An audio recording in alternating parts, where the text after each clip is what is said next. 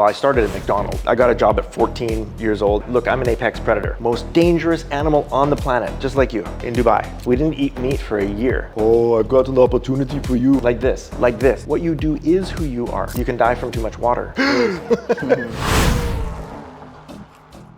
Hi all, today we have a special guest who is known as the best business coach in UAE. Let me introduce to Mr. Dr. Corrie. Hi, how are you? I'm always humbled by that introduction. The top business coach, best business coach, #1 executive coach. Like, I get that people say that about me, but I'll be honest with you, I don't even have criteria by which I would make that claim.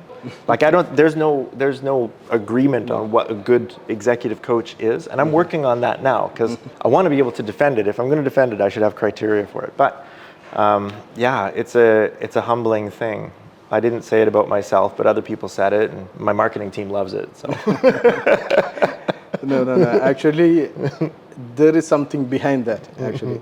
And first of all, thank you, Dr. Corrie, for accepting my invitation. My pleasure. And to be on this platform. It's good to see you again. And yeah, especially it's been long, around 2 years now. That's right. Yeah, after that's right. a long time, and I can see after 2 years, in these 2 years, I've been following you on the LinkedIn, and I can say like exponential growth you are doing, and thank you. That's something I should say. Alhamdulillah. Alhamdulillah. Can you share something about, for the audience, maybe there are people who have not familiar with you. Yeah. So can you share like what is your journey, your background, the upbringings? Yeah, sure. I started as a serial entrepreneur in my 20s. Actually, I started at McDonald's. Okay, so I got a job at 14 years old at McDonald's. I worked for McDonald's for 5 years. It was amazing. When I dropped out of college, so I didn't finish my bachelor's degree. I took a year, dropped out, went to work. I was the inventory manager for a window manufacturing company in Canada. And then I moved to Estonia, to the other side of the world. My dad actually went through kind of a midlife crisis. And he said, if you want to do something crazy with your life, you should do it while you're young and you have time to clean up the mess, right? So and this is the right time. Yeah, that made sense to me. I was 22 at the time, so at the age of 23, my wife and I moved to Estonia, sold everything, moved to the other side of the world, which, I mean, looking back on it was crazy. Like, you should not do that. And especially Estonia at that time in 1998, it was post-Soviet, pre-technocrat. It was not the Estonia that it is now, right? Like, there were no supermarkets when we moved there. So it was just starting to develop itself, and we were just hitting the streets with entrepreneurship. But there's no incubators, there's no VCs, there's no accelerators, there's nothing that exists there now for entrepreneurs existed then. So it was really just us and our relationships. And so we started an education company, and then sound and lighting equipment rental, and then media live event video support. Yeah. So what was your father doing? Like? He was the engineering manager for a telecommunications company for Telecom Canada. Okay. Yeah, and he had spent at that point about 25 years in the company. And yeah, he says, I remember him looking to me on that same day. He said, I'm just not quite sure if I've wasted half of my life or not. And I was like, oh my goodness, that's a crazy thing to say, but I get it. And at that time, I looked down the road that I was headed on, and I knew where it ended. It was a single family suburban house in Vancouver, a white picket fence, 2.5 kids and a dog, and driving kids to soccer on Sundays. And I was like, I don't know if I want to live that life. I don't know if that's what I aspire to. And so I just decided to do something crazy with my life. So it was your decision to go and try something new? Yeah. And it was really hard too, because there were no accelerators in those days, right? So everything we made went right back into the business, and the business needed propping up in the beginning. And so my first wife and I, we taught English in a high school part-time while building the business, because we didn't know what else to do. We couldn't feed ourselves. We didn't eat meat for a year, almost a year, 9 months. I won't exaggerate, but it was about 9 months. We lived on potatoes and onions and ketchup, and that was it.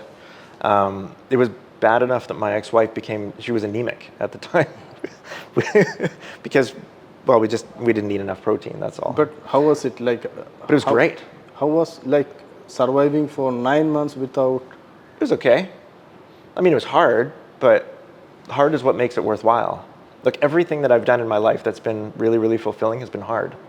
The easy stuff, I don't really remember it. It's not interesting to me, right? Like, but the hard things, those are interesting. So getting a PhD, starting a business, raising a kid, writing a book, those things, those are hard. They take thousands of hours, and the majority of those hours aren't fun. My PhD was not just me having like a good time. Same with entrepreneurship. Like it's tough, man, and that's what makes it fulfilling. If it was easy, it wouldn't be fulfilling. But I learned in my 20s to do hard things, and to value the fact that they were hard, and then to do things because they were hard.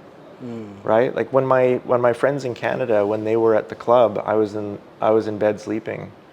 Right? When they were at the hockey game, I was in the library, and that was how I lived my life. I did the hard things. So these hard things from the childhood help you to go when you proceed in the when you say in the future. Even now, I'm always choosing difficult things to do. So for me, I'm an apex predator, right? I'm the most intelligent, most dangerous animal on the planet, just like you. Okay? And you are the product of 10,000 successful generations of survival and adaptation.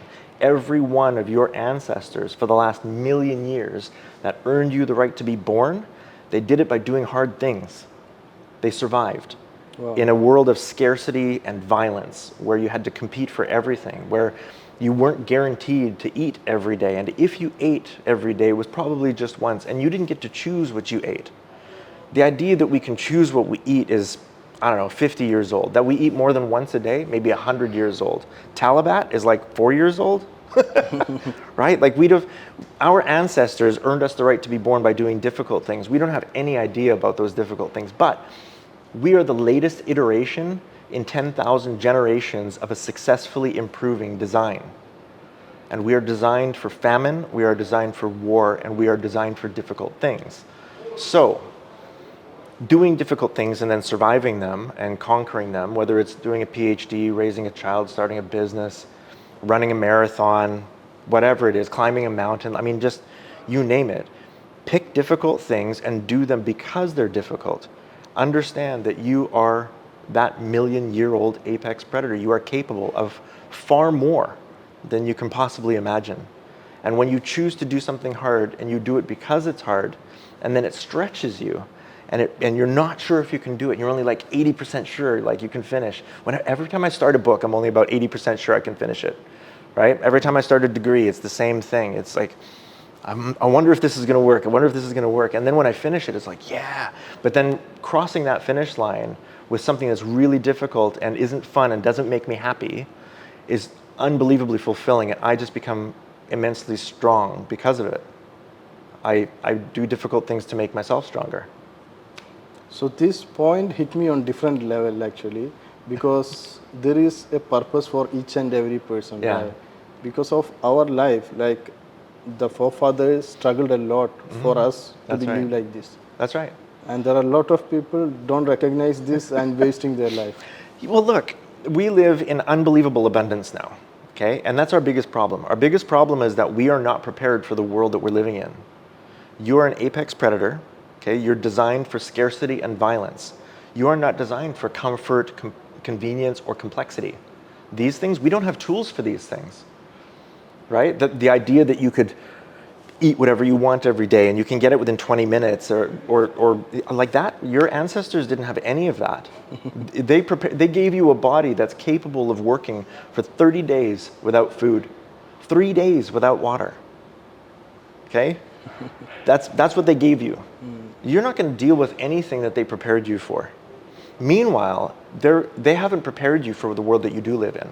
So your ancestors might have dealt with maybe 24 interactions every day, meeting someone, seeing an opportunity, mitigating a small threat. Oh, there's a lion in the bush. Oh, that fruit is ripe. Oh, she's cute. She's looking at me. Okay, your ancestors dealt with 2 or 3 dozen of those every day.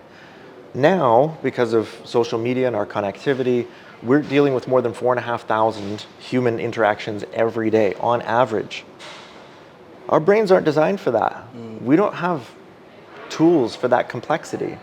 So the complexity, the richness, the abundance of the world is what's killing us now.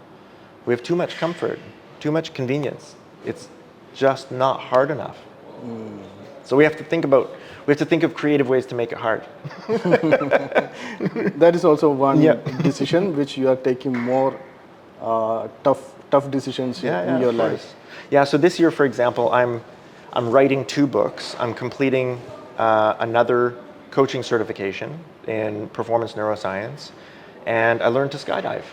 I got my USPA B skydiving license, and I've completed 62 solo jumps this year. I'm terrified of heights. I was terrified of heights. It was really embarrassing actually, because my wife would have to hang things for me in the house, in my own house. I'm setting up the ladder, and anything around 2 meters, right? 2 meters, and I'm shaking and sweating, and it's embarrassing and emasculating. And so I remember one time I was hanging this anyway. So I was swearing like a sailor with Tourette's. It was really bad, and I'm just sweating. And my wife comes and taps me on the leg, and she goes, "It's okay, you can come down. I'll do it now."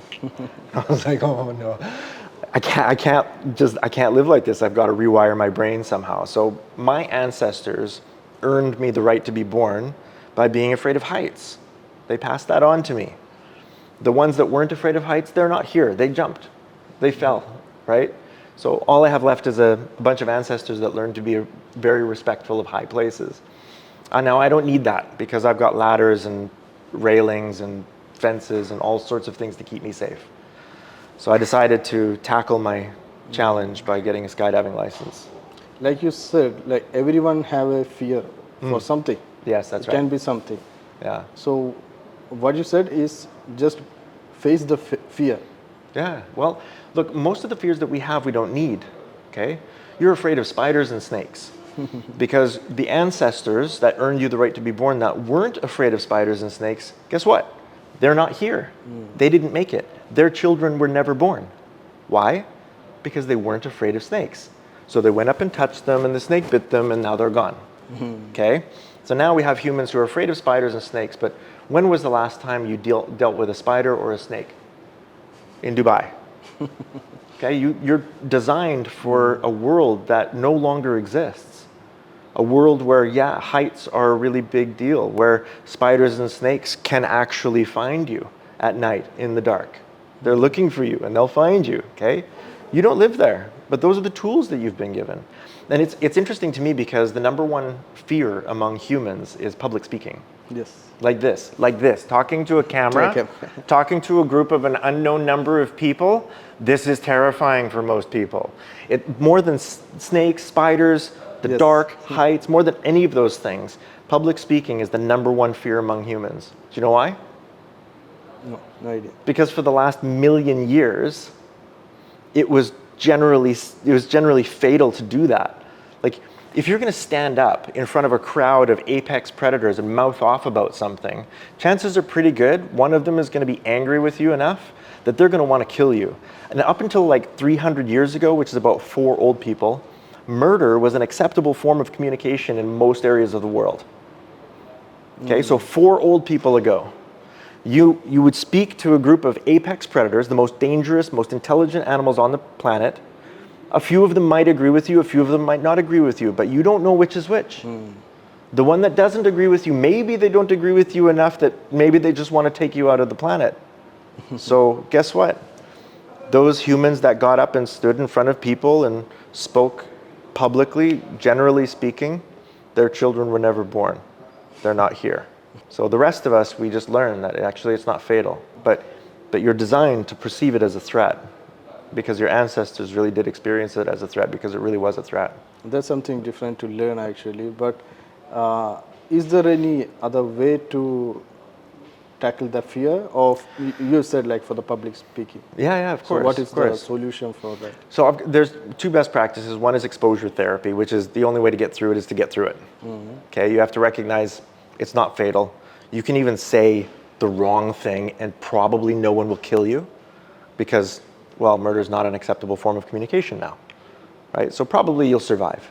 You can screw up, probably no one will notice. Even if they notice, they'll only notice for a minute. Even if it ends up on YouTube, people won't be watching it 10 minutes from now. They've got their own things to deal with, right? So it's not that scary. But for those who are afraid of it, for those who do have a fear of public speaking, what I recommend is visualization. So what I recommend for those people who want to deal with it without it getting in front of people is visualization, right? Your visual cortex in the back of your head takes in everything that your eyes see, but it can't tell the difference between what it sees in real life, what it dreams, and what it imagines. So what you imagine is just as real as what you're seeing in real life and what you dream when you're asleep. So have you ever had a nightmare? Yeah. Yeah, of course. Yes, you wake up in the middle of the night and you're like, like this, Something right? happened, yeah. Yeah. And the reason you wake up and your entire body reacts is because that's real adrenaline. That's real cortisol. It's a real neurochemical threat response that's being released in your brain to give energy to your muscles in case you have to fight or flee, right? It's your fight and flight response. That's why you wake up like this, because your brain doesn't know the difference between what you're dreaming and what you see in real life. So you can use that to your advantage. So You can visualize yourself in that position that you fear. And if you visualize it and visualize it and visualize it over and over again, it will start to build a memory that has never happened. So currently we know that social media, the reels, the visuals, and the fake visuals right? Yeah, there's a lot of... So if we see that visuals, it gives a message to our brain as well, right? Well, I think this is interesting because of the way that generative AI is going. I think we're probably maybe 5 years away from not trusting anybody or anything. I'm only going to ever trust people that I speak to face, right? If I can't make eye contact with you, then I'm not going to believe you, right? Already there's generative AI that's being used to fake people's voices using YouTube videos. So my voice can be faked. What is that perplexity or something? There are a lot of course. Yeah, any celebrity has enough content online that their voice can be faked, right? So you can fake call somebody else in Arnold Schwarzenegger's voice, and it'll sound to them like Arnold Schwarzenegger is on the phone. Oh, I've got an opportunity for you, like. So what's going to happen to the world when we answer the phone, but we don't believe that the person who's calling is actually the person who's calling? What happens when we FaceTime our mother, but we're not quite sure if it's not our mom? It might just be a scam artist, right? Mom's calling and asking for... There are cases already happening. Of course, right?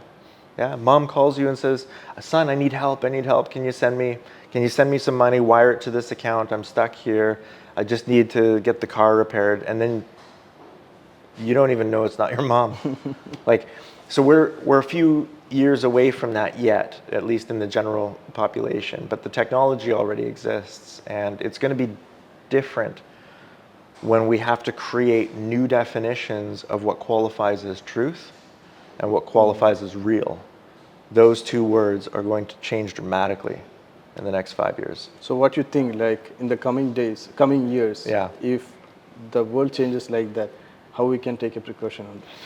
I think go back to what made you great as a human. Remember, you're a product of 1 million years of successful survival and adaptation. Your ancestors earned you the right to be born by knowing who to trust and who not to trust. They did not build any of those relationships online. Okay? They built them here. Eye contact, micro expressions, real generosity. And I think we're going to end up building real geographical kind of tribes and enclaves. Neighborhoods are going to become neighborhoods again, because connecting with people all over the world isn't going to be as valuable as it once was.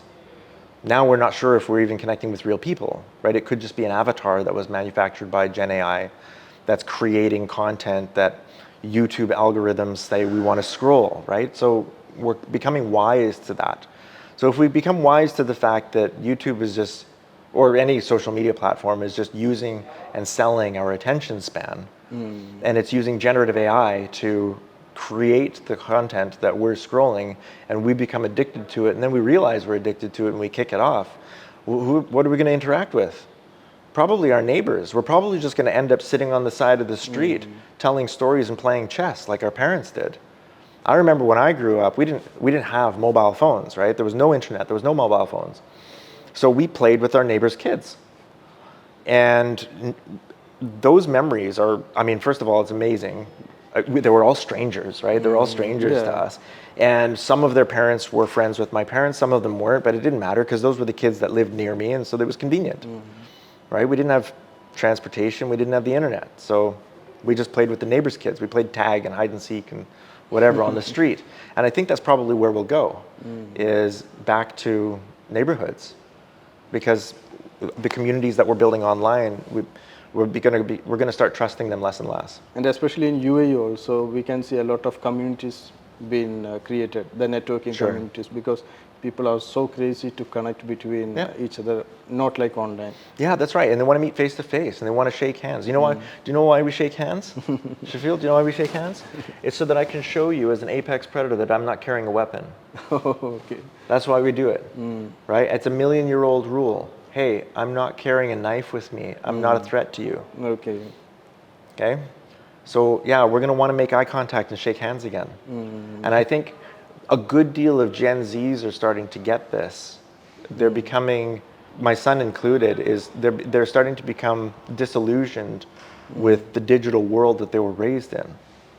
And so I suspect it's possible that we may be 10 years away from a Luddite movement where it's just like no mobile phones, no, like they'll just start working locally.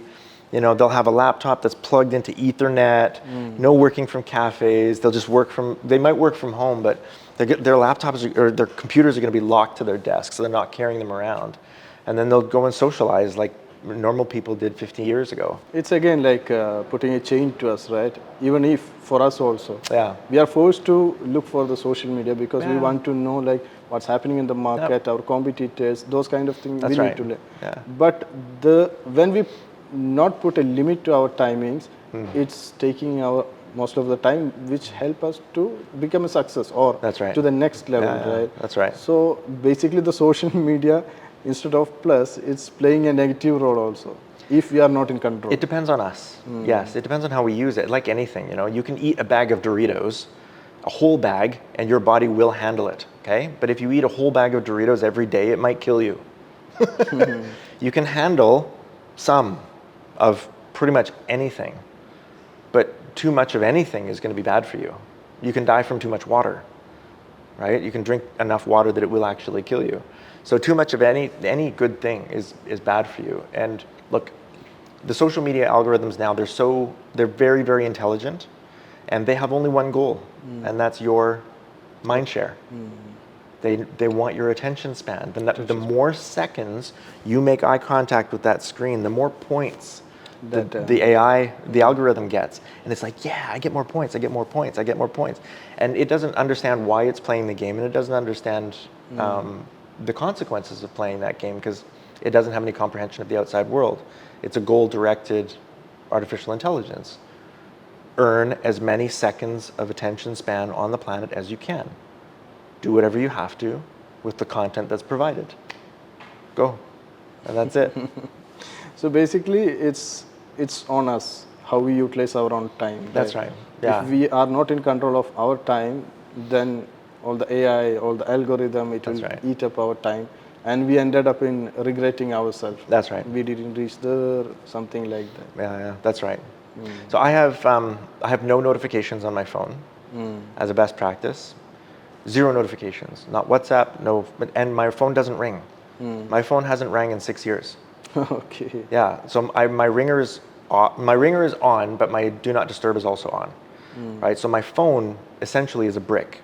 It doesn't do anything unless I touch it.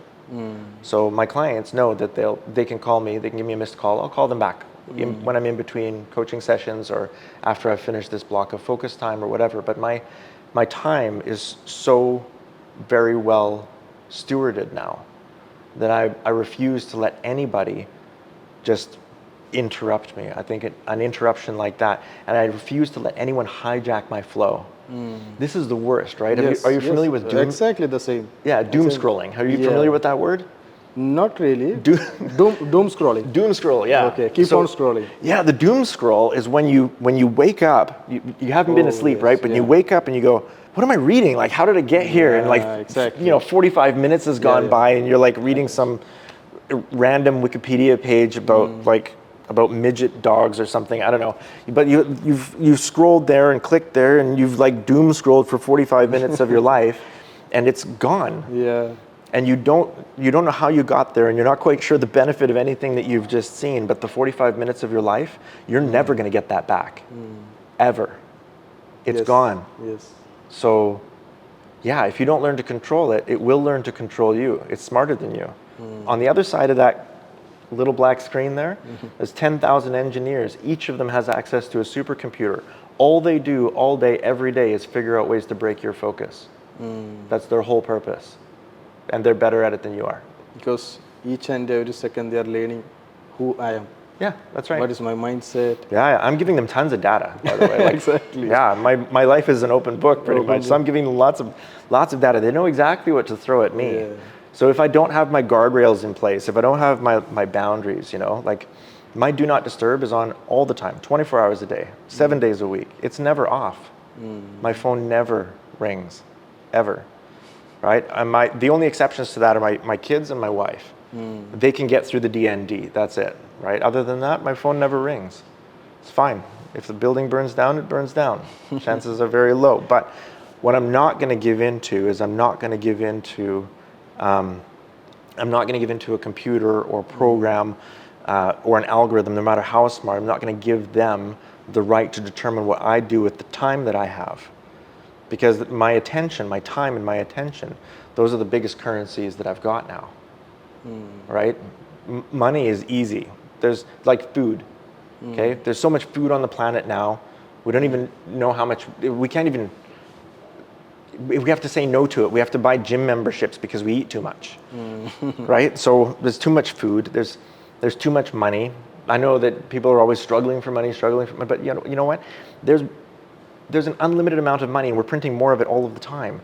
And we're bored of the currencies that we have, so we print more currencies. We create new currencies and new coins and new kinds of currencies. Like, it's ridiculous. But you know what we can't do? What we can't do is we can't get today back, right? So today, the day, this hour that we're spending together, we'll never get it back. And so it needs to be as meaningful as possible now. Exactly. Yes. Right? So the money is less important than the meaning.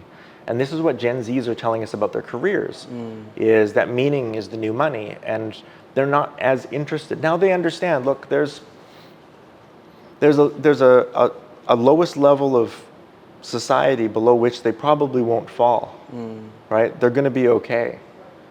But what they're not going to do is they're not going to work 16 hours a day for you throughout their 20s. They're not going to bend over backwards. They're not going to go the extra mile because actually they recognize they're never going to get this time back.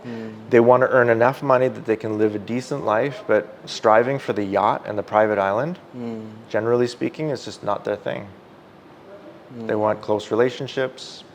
They want a good quality of life. They want a good, steady job. They want that job to be meaningful more than anything. And they are very keen on the environment where they are working. That's correct. Not yeah. toxic.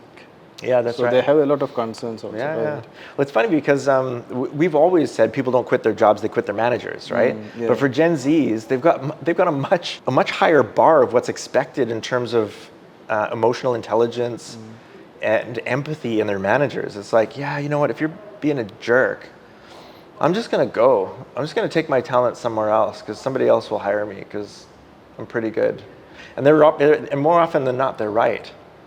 Right? So their level of tolerance for what they would call as emotional abuse or mental hardship and pressure and stress and anxiety and all of that, they just don't have a lot of tolerance for that now. They're like, actually, I don't really need to put up with this.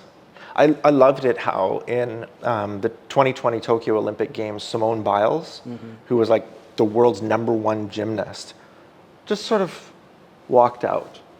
And she's like, yeah, you know what? I'm just gonna not play anymore for a while. Mental health break. Okay, and her coaches were like, yeah, good girl, that's awesome. Meanwhile, like, I'm sure the U.S. Olympic Committee was like, I'm sorry, what? You're gonna what? Because it's all full of like, the U.S. Olympic Committee is Gen X's and Boomers and stuff. That we don't understand that.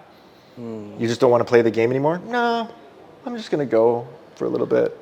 Now, she came back, obviously, in 2024, and what did she win, a silver and 3 gold medals in this Olympic Games? She did an amazing job of her comeback. But yeah, like she's a really great indicator of where that generation is going. But it gives them a space for them to come back, right? Yeah. If we pressurize them, then they cannot give the result. That's what right. we expected. Yeah, that's right. So it's a good sign. They realize, yeah, I think so too. I'm Gen X, right? I was born in 1975, which makes me a very, very old man. Sure. I am, I'm very old. But in my generation, we were the first ones that were very individualistic, very kind of in your face. It was like punk and grunge music, and like the first hard rap came out during my generation, and it was all very much, I can do it, it's all on me, and we became the Mavericks and the Rogues of the world, which kind of explains my career path a little bit. But yeah, our kids, the Gen Zs and Millennials, they're like, yeah, no, we're gonna build little small communities, and we're just gonna really love each other and try to connect, do something meaningful.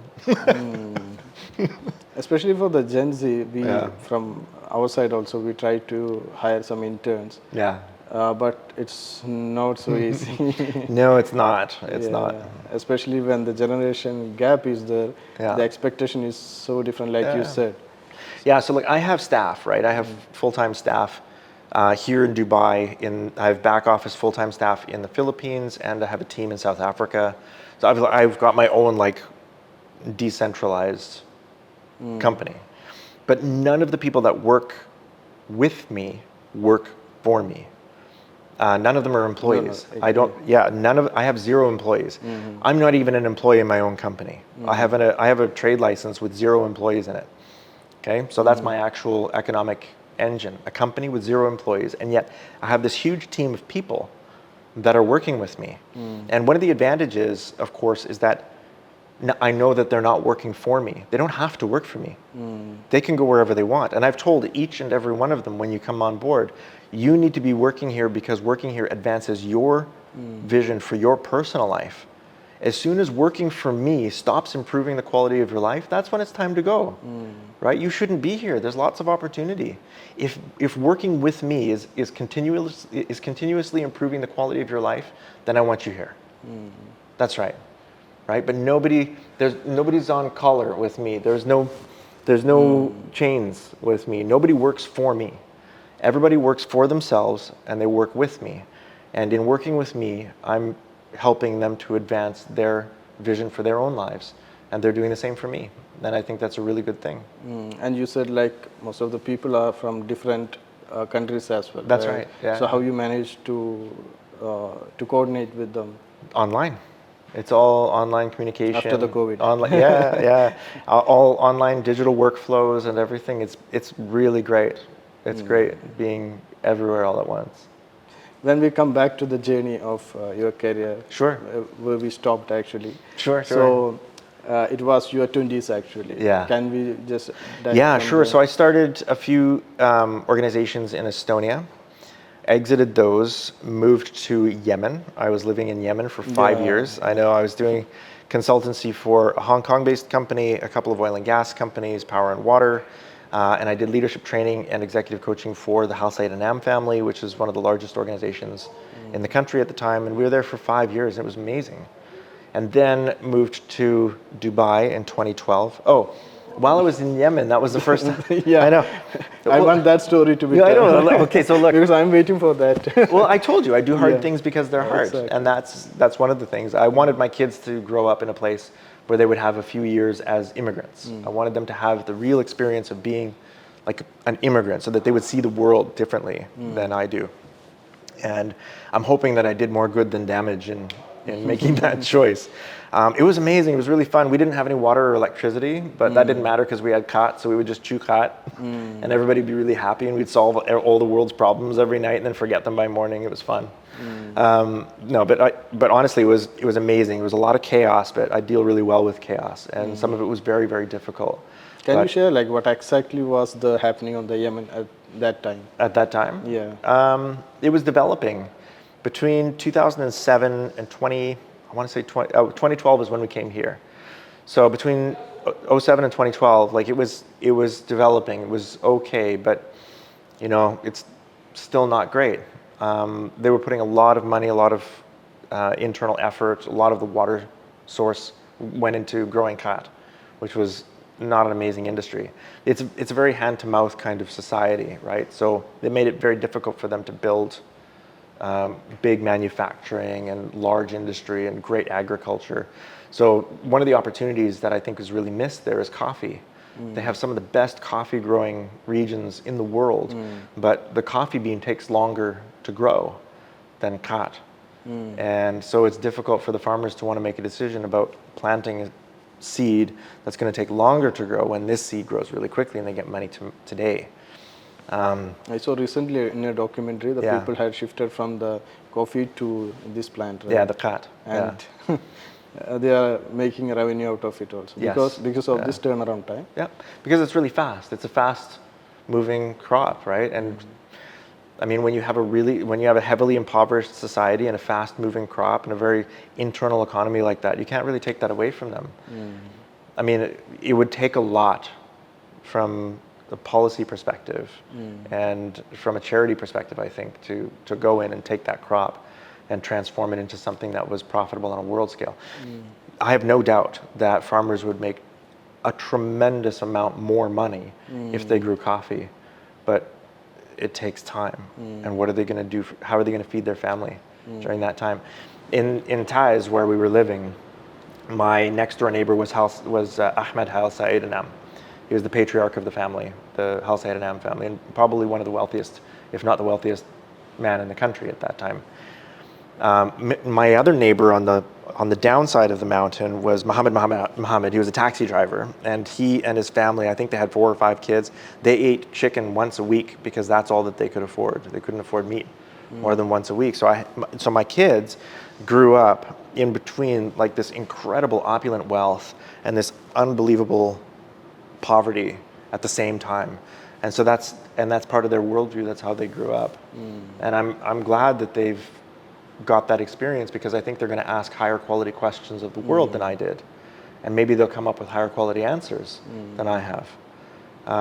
But yeah, it was a very interesting, very challenging experience living there. So what happened from the Yemen? Why you moved from Yemen? One of my employees was assassinated, and that's when we moved to Dubai. It became unsafe. So tough. Yep. Yeah, so that was really hard. I had a couple of hard experiences there. One was leaving. The other one was in 2008 was the first time I went bankrupt. And I was completely powerless. I was stuck in Yemen. I couldn't react. It was the fall of 2008, and I just saw all of our savings just go doop, doop, doop, doop, doop, doop. We had invested with a broker in Canada who had put it into a long-term investment, and when the housing market collapsed, the investment collapsed, and we lost everything. So that was the first time I went bankrupt, and it was really hard, but not fatal. Difficult, but not fatal, so I got stronger. I think some people, when they're faced with real hardship, this was just a financial hardship. Like, I didn't lose a child. It's not war, okay? This isn't cancer. When you're faced with a hardship and you come through that hardship, some people become weaker, right? They learn from it, and then they become more scared, more cautious, more risk averse. And we call that PTSD, post-traumatic stress, right? Other people learn from it and they become stronger. They allow the trauma of the experience to make them tougher and stronger, more resilient, and faster and smarter and quicker for the next time. And that's post-traumatic growth. And both of those outcomes are equally possible from pretty much every trauma. It's just a matter of mindset, how people choose, because you will change as a result of what happens to you. That we know, you will change. Whether you change positively or negatively, that's really up to you. It makes a mark on create a pattern in our life, right? That's right. Like, we went through this. If we face something less than that, Yeah. it's nothing. Well, we learn to fail from people that we care about. So you got kids? Yes, 2. How many kids? How old? 2. One is 6, and one is 2. 2 years old, okay. 2 years old. What's your 2-year-old's name? Mariam. Mariam, okay. So Mariam, about a year ago, When Mariam was 1 year old, Mariam was learning to walk. Okay, so at some point, Mariam decided, I want to walk like the big humans. I want to walk like mom and dad. So she grabbed onto a table, pulls herself up, and then let's go. And immediately falls over, right? And at that point, Mariam, if she had the ability to speak, she would have looked up at you and said, I'm sorry, Dad. I failed. I'm just going to stay down here on the ground and crawl, because I know that there's humans who crawl. And you say, no, Mariam, you don't have to crawl. There's wheelchairs. And when you grow up, me and your mom will put you in a chair that has wheels on it. We've got technology that'll support you. You gave it a good shot, kiddo. Thanks. Good job. No, that doesn't happen. What happens? She learns how not to walk. And so she stands up and tries again. And then she falls again. Does she say, oh, what a failure I am. I've fallen 30 times and I'm still not walking? No.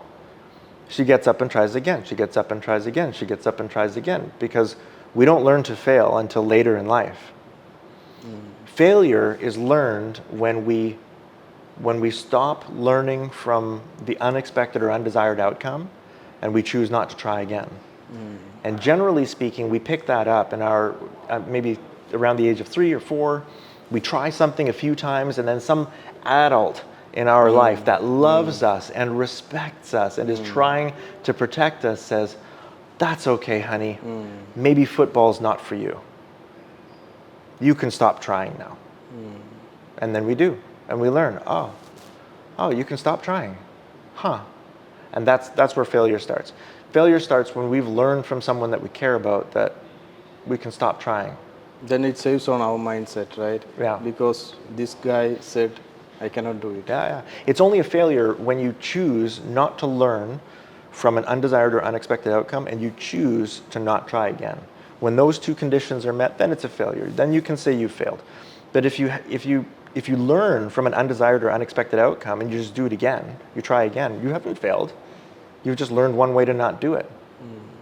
I think it was, Thomas Edison said, because he failed 2,000 times before he finally created a vacuum light bulb for the very first time, gave us all electricity in the light bulb. And then people are like, oh my goodness, didn't you feel like such a failure? And he goes, no, I learned 1,999 ways how not to make a light bulb. Like, it was a learning process.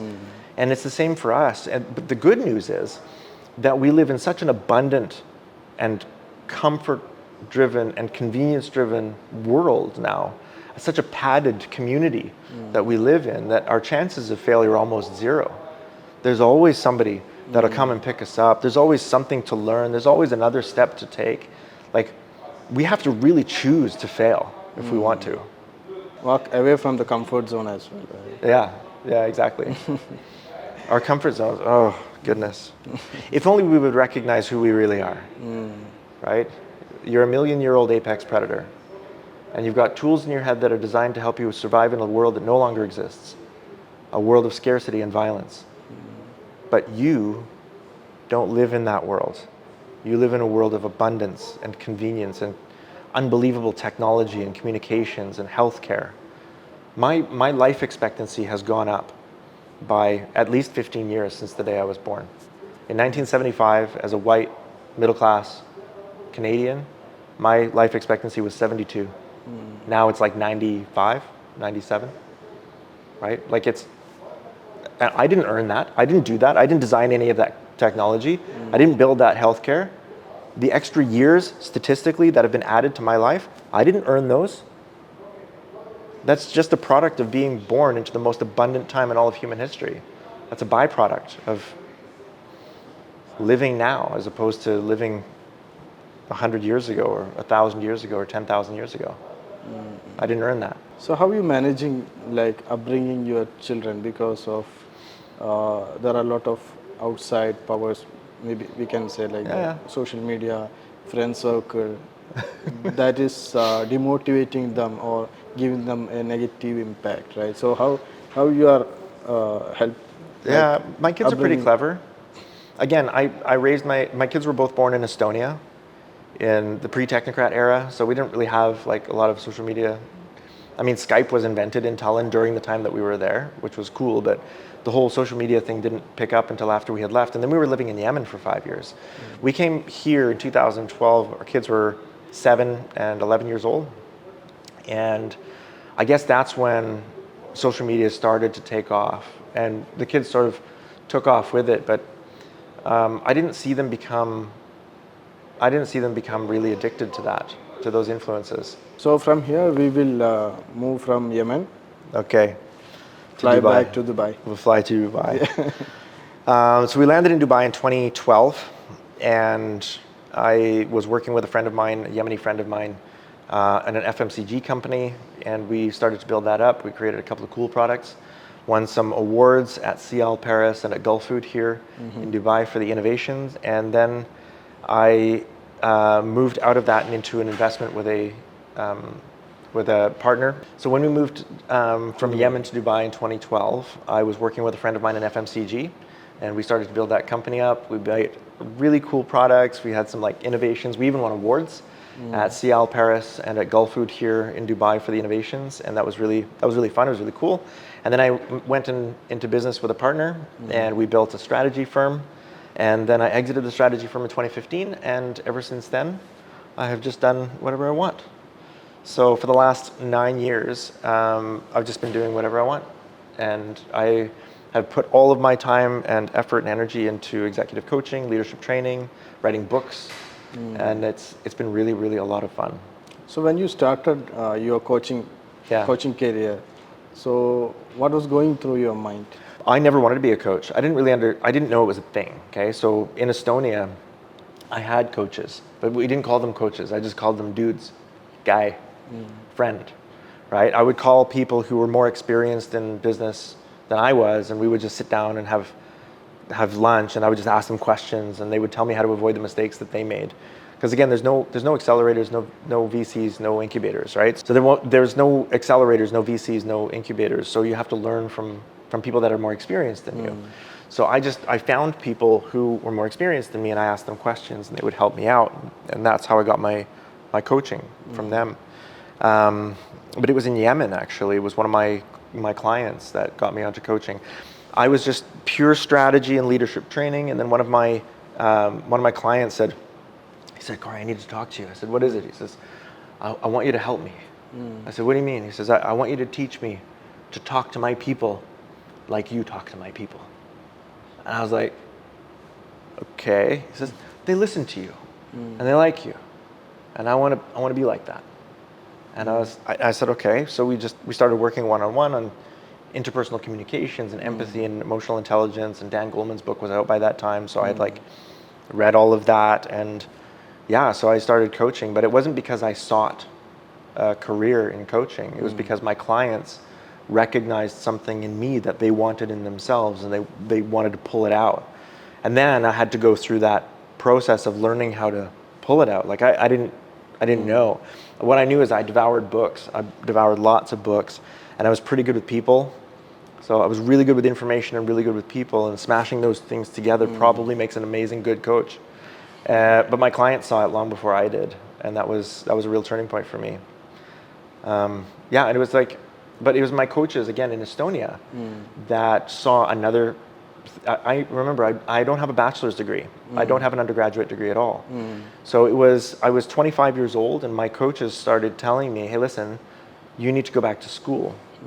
And I said, no, I don't. Look at me. I'm successful. I'm young. World Bank is calling me for advice. I don't need any education. They said, no, listen, you're intelligent and you're good with information, and you need the academic language to help people to learn how you did what you did.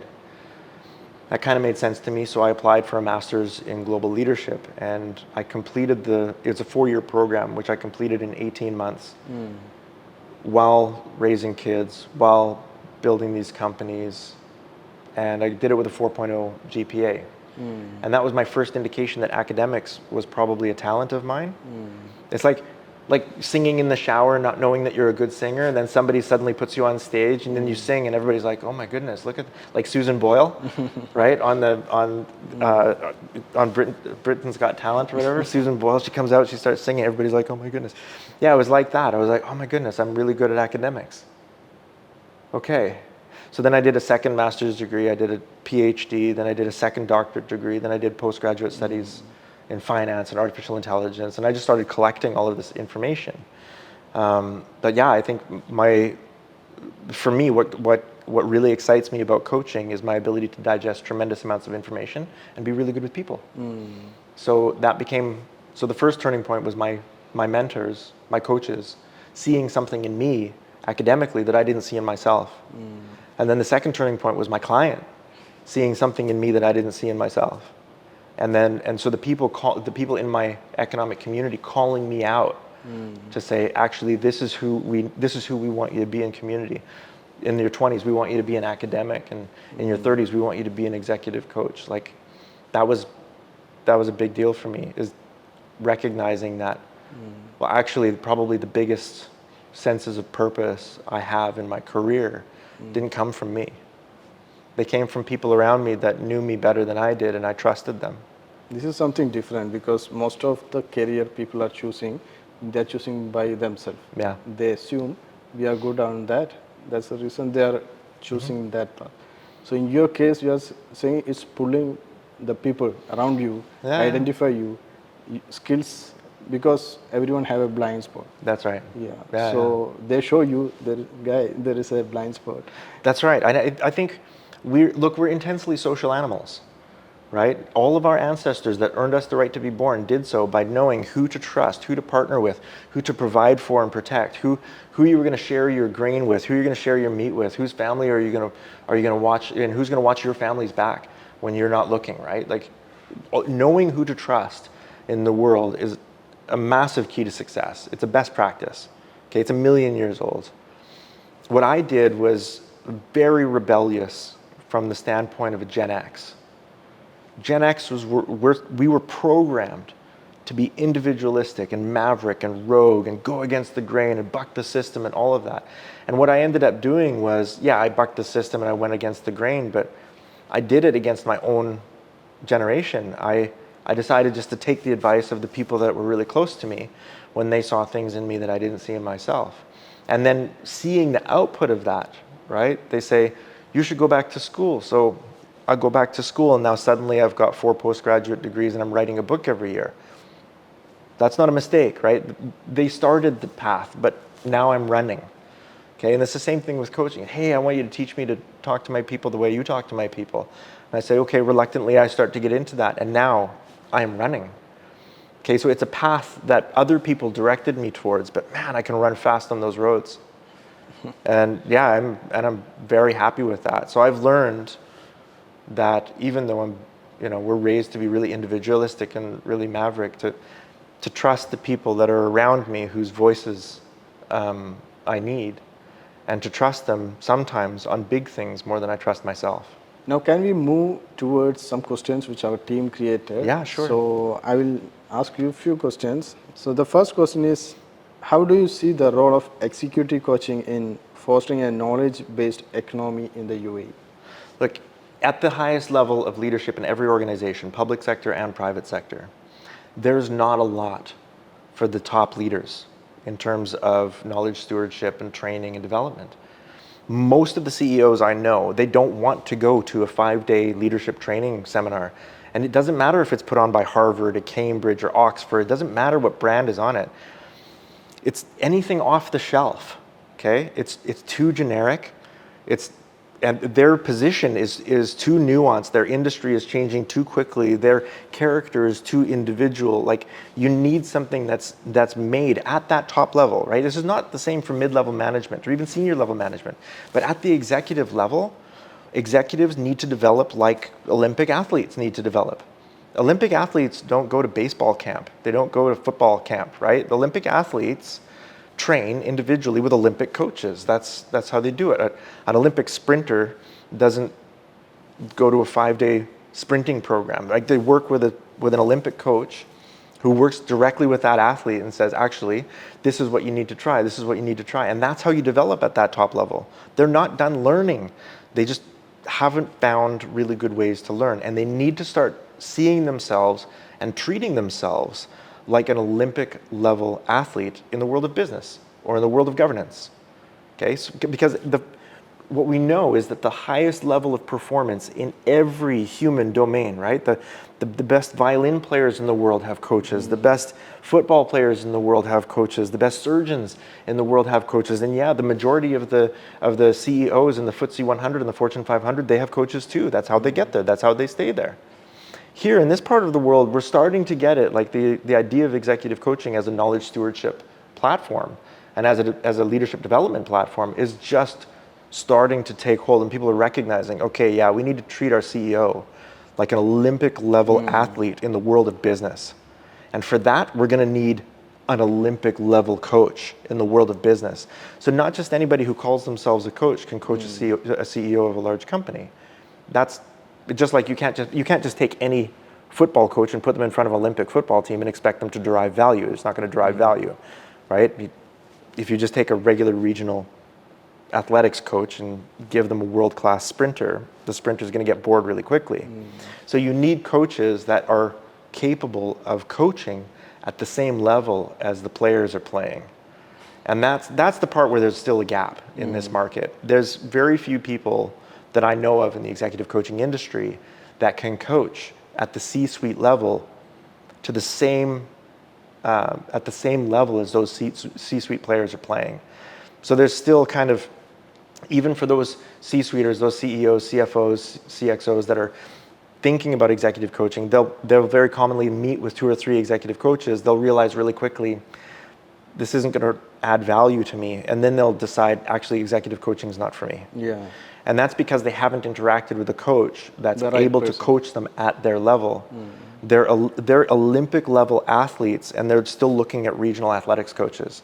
There's a whole community of executive level coaches, globally speaking, and there's lots of organizations that are sorting out like who are the really high level coaches from who are kind of like mid-level coaches. There really is a hierarchy of coaches, like in football. It's not a bad thing to say, right? Some just because you coach your son's football team doesn't mean you can coach an Olympic football team. That's not evil. It's just a matter of experience and education and acumen and capability and science, right? Like there's a hierarchy of coaching abilities, just like there's a hierarchy of management abilities. And guess who's at the top? The CEO. The CEO is at the top of management. Well, they're going to need someone that's at the top of management coaching. It's not a surprise. The next question is, given UAE's focus on innovation, how can business coaching contribute to nurturing a culture of entrepreneurship? Yeah, this is good. I had coaches when I was younger, and so I usually keep 5 or 7 slots in my coaching roster open for entrepreneurs.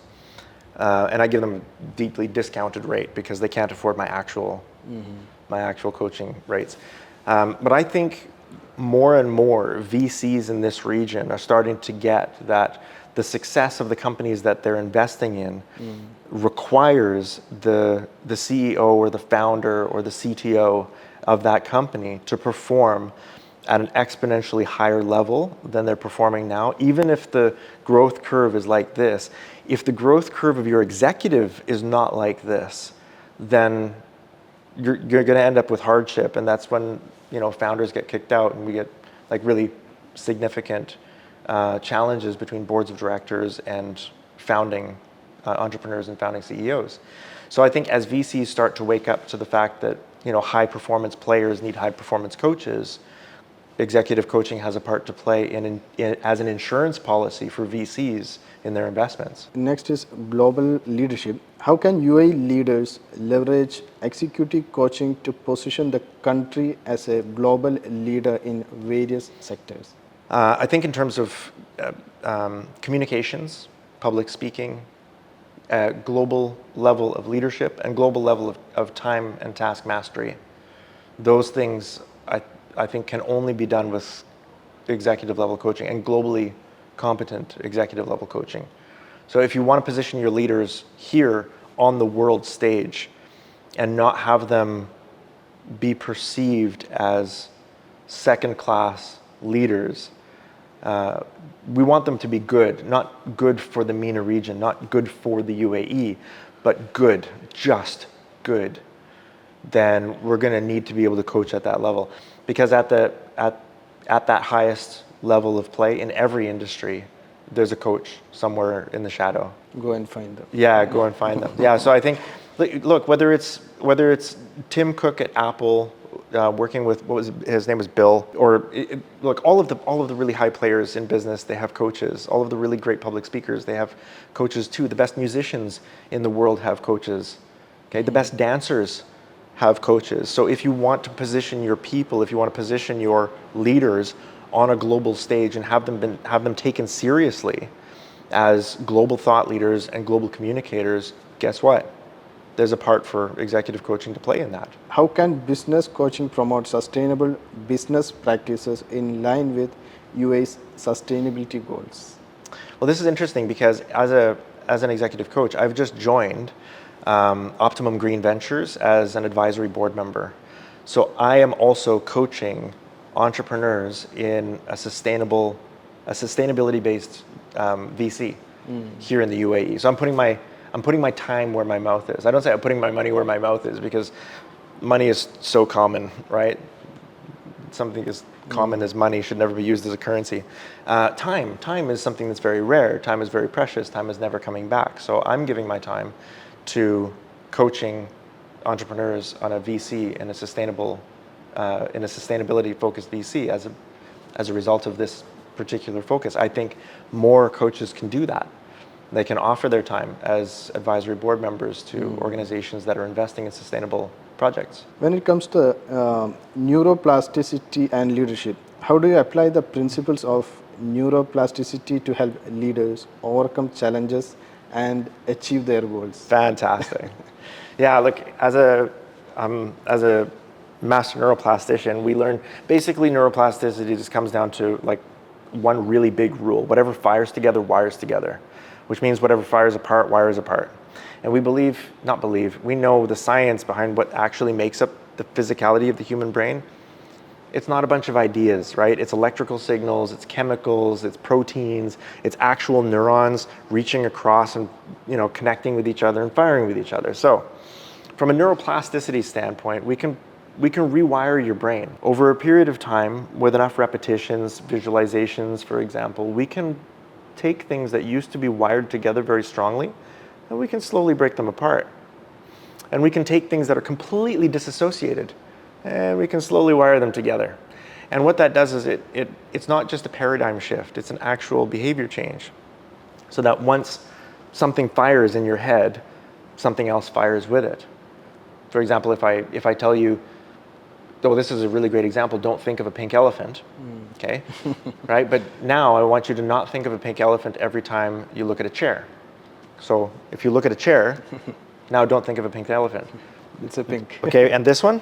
And now don't think of that pink elephant. Yeah. And this one, now don't think of that pink elephant, okay? So now probably for about a day, tomorrow, maybe you'll get through the day, and then the next day you won't remember it anymore. But tomorrow, at least 2 or 3 times, you'll look at a chair and you go, pink elephant. Even if you don't see the image, you'll think pink elephant because the association's there. The network in your head that's called pink elephant and the network that's called chair just got connected together. And I helped you to fire that connection, boom, boom, boom, maybe 6 times now. It'll be 8 by the time we're finished the conversation because I'll say chair and pink elephant again at least 1 or 2 more times. That's an associative connection. Once that connection is made and it gets stronger and stronger and stronger, whatever fires together, wires together. If you start to ruminate on this, maybe you have a dream tonight about a pink elephant sitting on a chair, and you wake up in the morning and you think, oh my goodness, this is a real thing. Now you start to get afraid and you associate cortisol and adrenaline with the idea that pink elephants and chairs belong together. And now for the rest of your life, you can't look at a chair without thinking about a pink elephant. Now, that's neuroplasticity. Okay, so we can do that with taking apart bad behaviors, and we can do that with putting together good behaviors.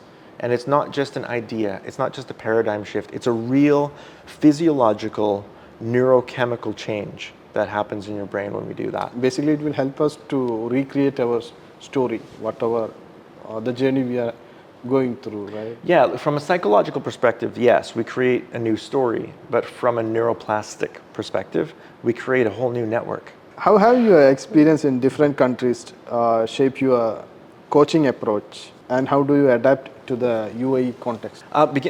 Seeing as I began my coaching, I don't know, I probably began my coaching in my 20s, right, in Estonia. I think it's always been, for me, character driven. It's always been transparency driven, and I've always strived to be as transparent and authentic with my clients as I possibly can. So that's my coaching style, is to drive as much value into the relationship as I can, as quickly as possible. And for me to do that, I have to treat them like an apex predator. So I have to get them to trust me. And in order for us to trust each other, we have to be transparent. So I lead the way in that. And so taking the risk of being transparent with my clients has earned me the right to their trust. And then they respond with that same transparency, and that allows me to move very quickly in the coaching relationship.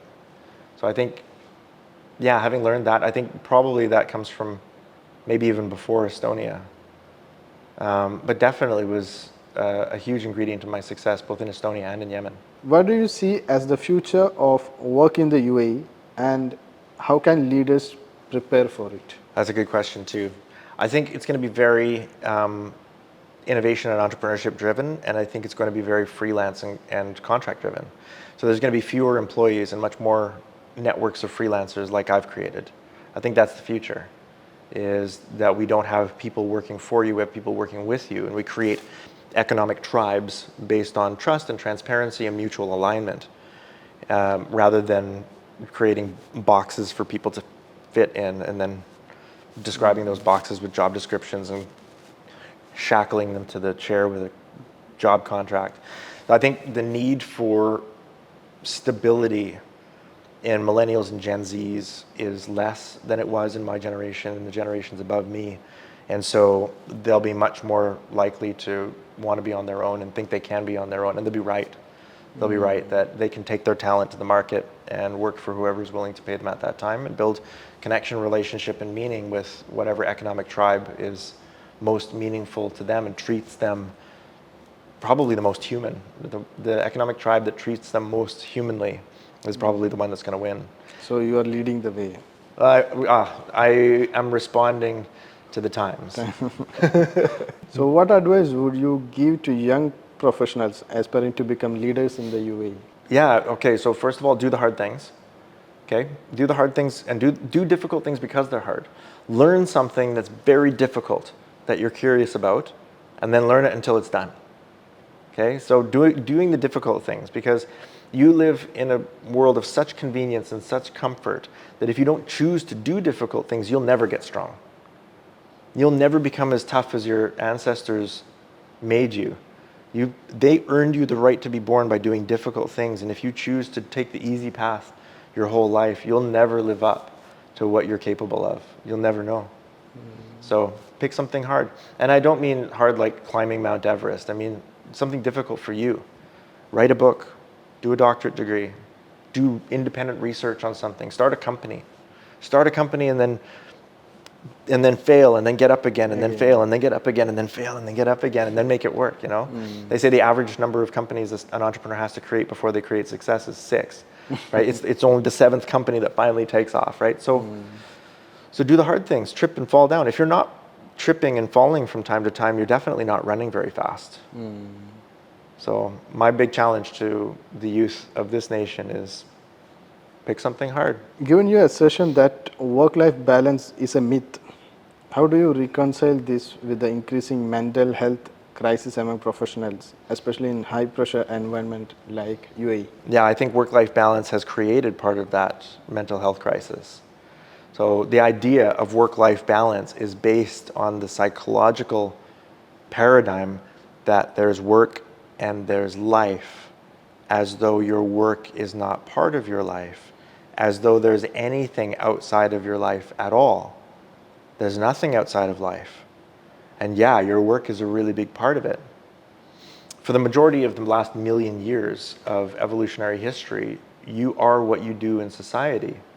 It's not difficult to figure out. Like, it's the second question we ask a stranger when we meet for the first time. We say, "What's your name?" Second question, "What do you do?" Why? Why do we ask what you do? Why don't we ask how many kids do you have, or what are your values, or what are your hobbies? What do you do on the weekends? Or, what do you do for fun? What was the last movie you watched?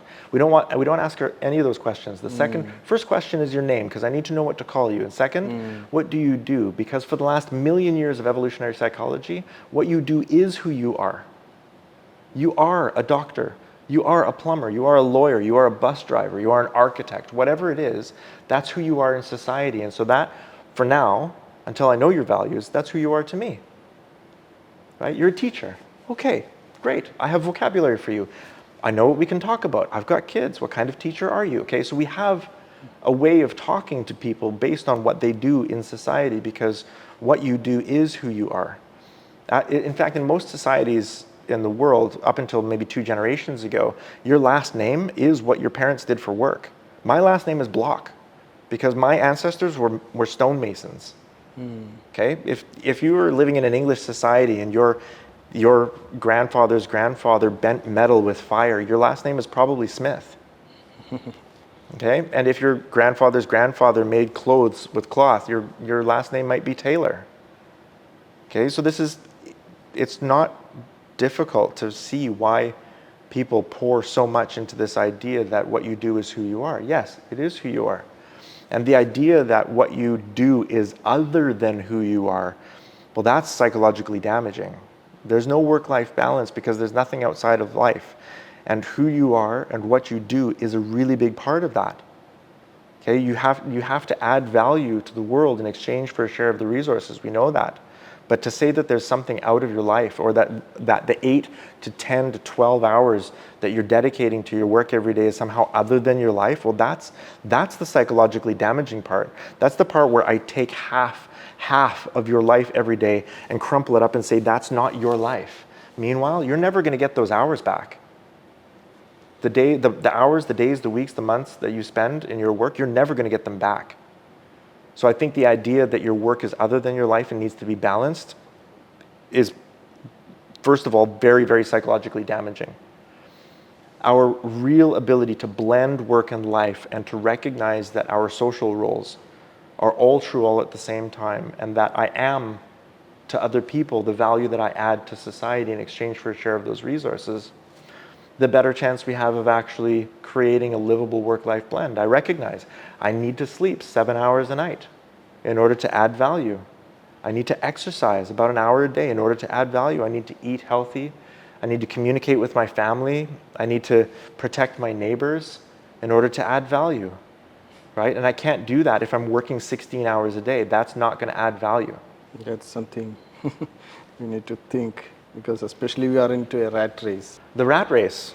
Wow. I think this is something where the Gen Zs are going to start to educate the boomers, right? The boomers were raised in the rat race. Me as Gen X, we were like, nah, we don't want your rat race, right? We'll do whatever we want. Some of us run really fast. Some of us run independently, and we enjoy the rat race. But fewer and fewer of us are actually dying on that sword. We're recognizing that it's not the game we wanted to play. It's just not fun. So Gen Zs are probably going to help to correct us on that.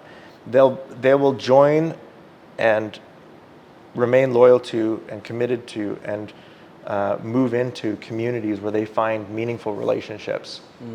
It'll be less about the product or service that the company creates and more about the culture that it creates. And I think probably from now until the foreseeable future, it's going to be culture over cash for Gen Zs. Many argue that traditional leadership models are outdated.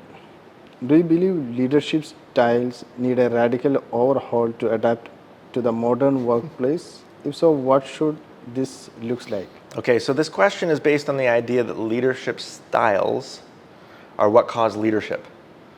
They don't. Look, in an organization, a manager is chosen by another manager. Okay?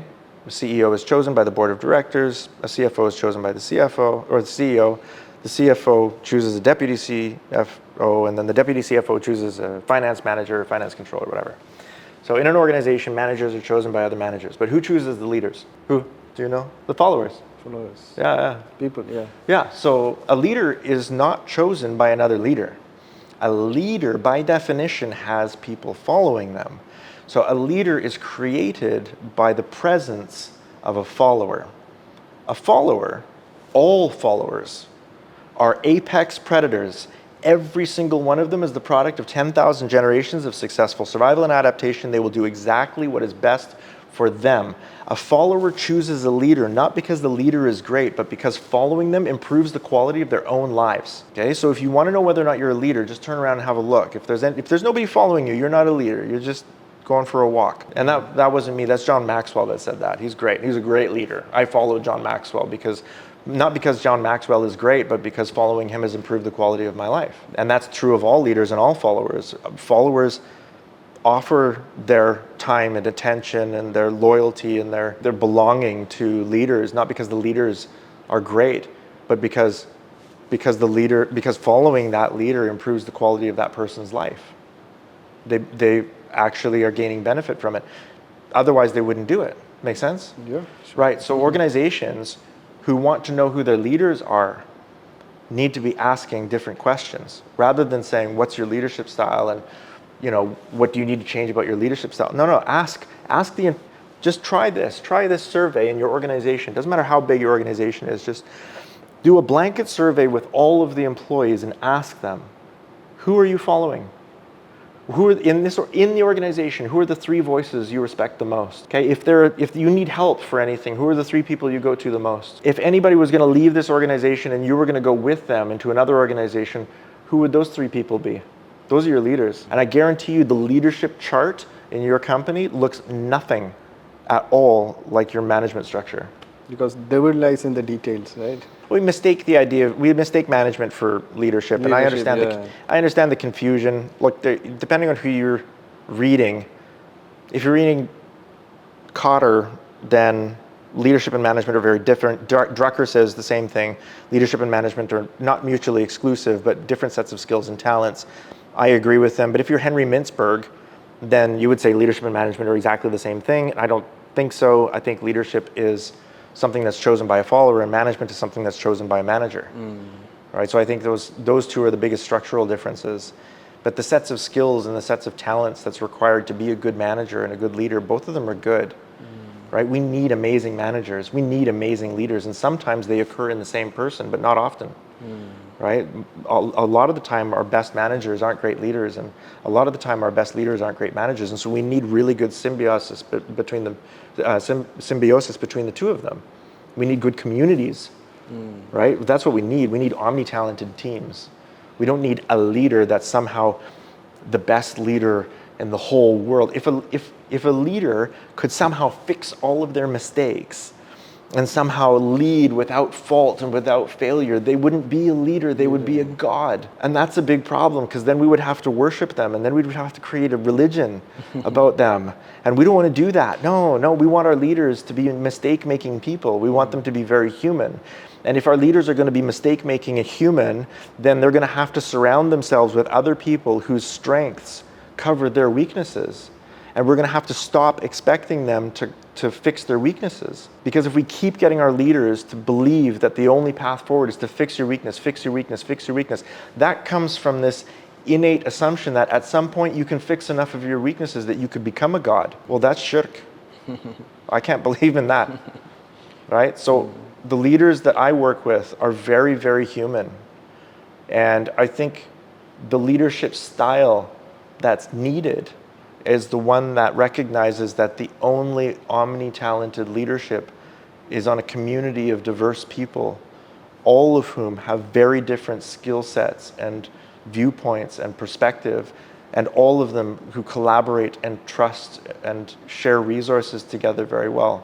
All of them who communicate really well and quickly and default to trust and default to respect and default to belonging. That shared vision and that shared belonging, that's omni-talented leadership. It doesn't happen in a person, but it can happen in a community. For the companies like corporate companies, we always look for good managers, good leaders, like we discussed. So is there any other way to identify those people? Managers, yeah, tons. Leaders, like I said, I think just ask, who are you following? It's scary though, because maybe you don't want to know. Once you have the information, then you're going to be responsible for it. Okay, and what if nobody's following your CEO? What do you do then? It's a trick question. You call me. I'm an executive coach. I can help. simple as that. No, it's not simple. It's not simple, and it does take time. But I've been in rooms where CEOs or owners of companies have brought me in because they think they need an executive coach, but they're not quite sure, and they don't really want to learn anything, right? So we just talk for a few months, and then they realize that I'm actually really good at what I do, and then they change, and then they behave better, and then the company makes more money, and they're happier, and their people are happier. And so often it starts from basic curiosity, but then they realize, I should have probably done this years and years ago. Some argue that remote work is detrimental to company culture and productivity. Do you agree? What are the pros and cons of remote work, and how can we organizations effectively manage it? Yeah. I think remote work is a reflection of company culture. It's not positive and it's not negative, but through remote work you can see what the company culture actually is. I know plenty of people who were during COVID-19, you're working from home, everybody's decentralized, nobody goes to the office.